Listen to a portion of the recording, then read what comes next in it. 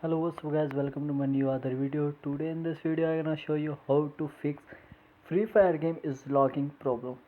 If you have facing this problem on your Android mobile or iPhone, so you have need watch this video and solve your problem. Firstly, go back your home screen. Hey you guys, after then go back your home screen and go on your mobile settings.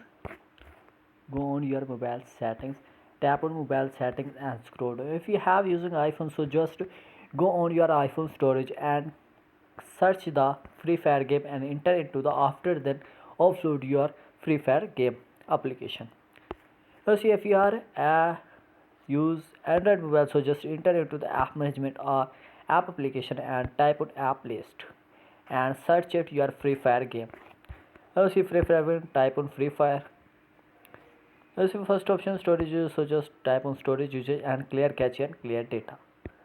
See, after that clear cache and clear data and scroll down, type on data use detail and enable the background data and back. Turn back and click on permissions and allow the all permission microphone storage. All permission is allowed. Back and go back your home screen.